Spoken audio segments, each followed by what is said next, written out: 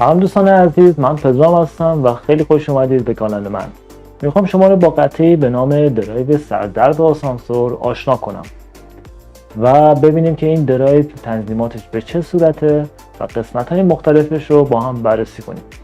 به صورت ساده بخوام براتون توضیح بدم، درب داخل کابین آسانسور برای حرکت باز و بسته شدن خودش به یک موتور و یک بورد کنترل سرعت نیاز داره که ما به همین بورد درایو هم میگیم.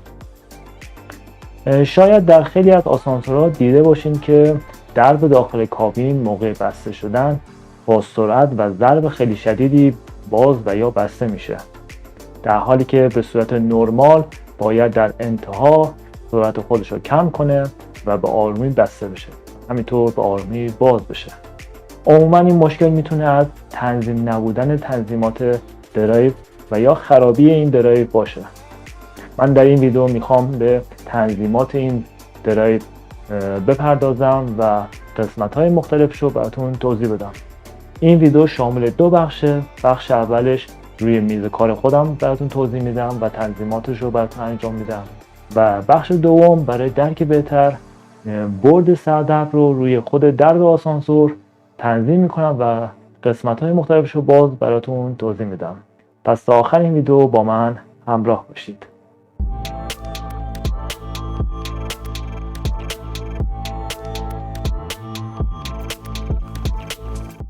خب دوستان، در اینجا من یک شبیه سازی از درب کابین آسانسور براتون انجام دادم و قسمت‌های مختلفش رو روی میز پیاده کردم. ببینید یه ترانس داره، یک موتور داریم، یک درایو داریم و دو تا سنسور. این دو تا سنسور برای حد باز و بسته شدن درب و زمانی که درب آسانسور به این سنسورها میرسه سرعت خودش رو کم میکنه و به آرومی در بسته میشه. پس نقش خیلی مهمی در باز و بسته شدن درب داره. اگر این سنسورها خراب بشن چی میشه؟ درب با همون سرعت بسته میشه و با همون سرعت هم باز میشه. ترانس ولتاژ این درایو رو تامین میکنه و ولتاژ 220 ولت شهری رو به 20 تا 24 ولت کاهش ولتاژ میده. یک موتور 24 ولت دی سی داریم که برقش هم از همین درایو تامین میکنه و حالا ما میخوایم این قسمت های مختلف این درایو رو با هم بررسی کنیم و در آخر سیم کشی هایی که مربوط به این درایو هم با هم بهش بپردازیم و ببینیم به چه صورت ما باید این سیم ها رو به خود درایو وصل کنیم. خب اول از این قسمت جلوی درایو شروع میکنیم. این ولوم ها به دو بخش تقسیم شدن. دو تا از این ولوم ها برای کلوز برای بسته شدنه و دو تاش برای باز شدنه. بذار من زوم کنم. خب اینجا بهتر شد. خب ببینید در قسمت کلوز ما یک های داریم، یک لو داریم. ولوم های برای حرکت سرعت بسته شدن درب و ولوم لو برای زمانی که درب سنسور میرسه و ما میخوایم دوراندازیش رو به وسیله این ولوم کم و یا زیاد بکنیم. پس هر چقدر های رو ما زیاد کنیم سرعت حرکت بسته شدنمون زیاد میشه و هر چقدر لو رو زیاد کنیم سرعت دوراندازی زیاد میشه. همین مقادیر برای اوپن هم در نظر گرفته شده. خب یک کلید سه حالته داریم. اگر کلید روی قسمت اتو باشه فرمانی که از تابلو میاد باز و بسته شدن در به اختیار تابلو آسانسوره و اگر ما روی اوپن بذاریم در باز میشه و اگر روی کلوز بذاریم در بسته میشه.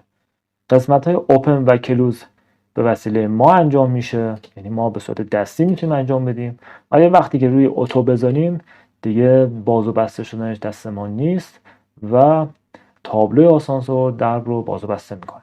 یک ولوم پتانسیومتری دیگه هم داریم به اسم کاپی.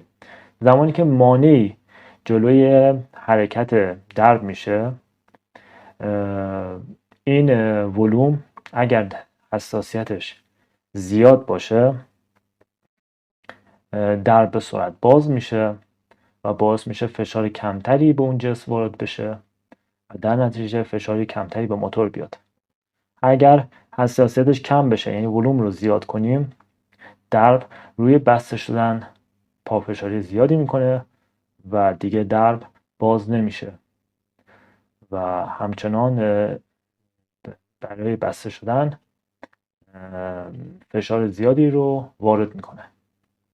یک کلید خاموش روشن داریم و یک قسمت هم فیوزه که زمانی که اتصالی به وجود اومد این فیوز بسوزه و این درایو آسیب نبینه. خب این هم از قسمت های درایو. میرسیم به بخش سیم کشیش. ببینید در قسمت اول 20 ولت AC رو داریم. برقی که از ترانس میاد وارد این قسمت میشه که زده 20 AC و قسمت بعدی موتور زده که سیم های موتور رو بهش وصل میکنیم. اگر این سیم ها جابجا باشن جهت موتور برعکس میشه و ممکنه این کلیدهای کلوز و اوپن به درستی عمل نکنن. اگر دیدین که روی کلوز در رو باز میکنه، این سیم های موتور رو جابجا کنید، چون موتور دیسیه و با جابجا شدن مثبت منفی جهت موتور برعکس میشه. و قسمت بعدی OPL سنسور باز شده داره. فرقی هم نمیکنه این سیم ها رو جابجا بزنید. اگر این سیم رو این قسمت سنسور به این قسمت بزنید و یا جابجا بزنید فرقی نمیکنه، فقط OPL رو به CLL نزنید. CLL مربوط به سنسور کلوز داره، پس هر سنسوری رو باید مرتبط به خودش بزنید. منظورم این بود که پلاریته مثبت و منفی نداره مثل سیم های موتور و اگر جابجا بزنید مشکلی براش پیش نمیاد. فقط در قسمت اوپن، یعنی سنسور اوپن، باید سنسور اوپن رو بزنید. در قسمت CLL که مربوط به سنسور کلوزه، سنسور کلوز رو وصل کنید. و در قسمت آخر هم 2 تا رشته سیمه که مربوط به تابلو آسانسوره که الان با هم تست میکنیم و میگم این 2 تا سیم دقیقا چه کاری انجام میده. خب بورد رو روشن کنم. ببینید رو حالت کلوز شروع به چرخیدن کرد. من اگر ولوم کلوز رو کم کنم سرعت حرکتش کم میشه و اگر رو اوپن بذارم با این ولوم های سرعت باز شدن رو کم میکنم. زمانی هم که به سنسور برسه با این های، با این لو کم و زیادش میکنم، چه در قسمت اوپن و چه در قسمت کلوز. زمانی که روی حالت اوتو باشه، ببینید الان در شروع به باز شدنه. چرا؟ چون این 2 تا سیم از هم باز هستن. تابلو برای بسته شدن در میاد این 2 تا سیم رو به هم اتصال میده و جهت موتور دیدیم که برعکس شد، میاد در رو میبنده و برای باز شدن ارتباط این 2 تا سیم رو از هم باز میکنه و در جهتش برعکس میشه و در شروع به باز شدن میشه. پس برای بسته شدن این 2 تا سیم رو به هم وصل میکنه و برای باز شدن این 2 تا سیم C و CM رو از هم جدا میکنه به همین راحتی. امیدوارم که این ویدیو براتون مفید واقع شده باشه. قسمت بعدش هم ببینید که روی سردرب آسانسور میخوام به صورت عملی براتون توضیح بدم.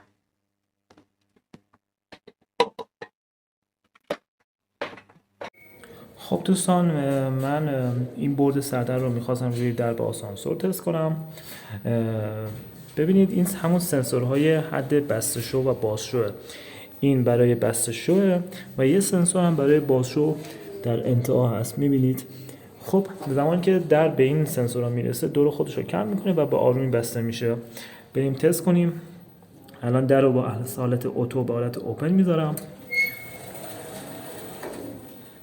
در خیلی آروم باز شد. حالت کلوز میذارم.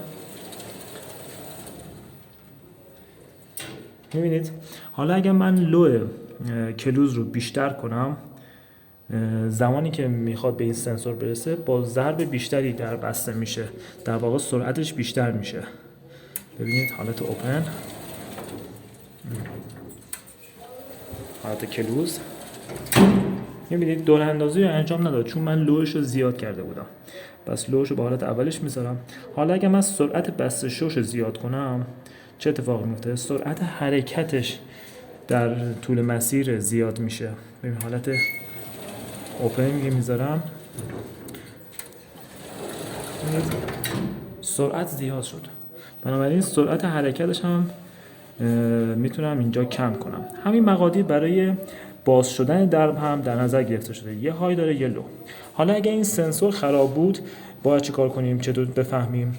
ببینید این سنسور دو سر سیمش رو به پراپ مولتیمترمون وصل میکنیم و رنج مولتیمترمون رو حالت بزر یا بوق میذاریم و زمانی که یه آهنربا به سنسور نزدیک کنیم این سنسور باید بوق بزنه.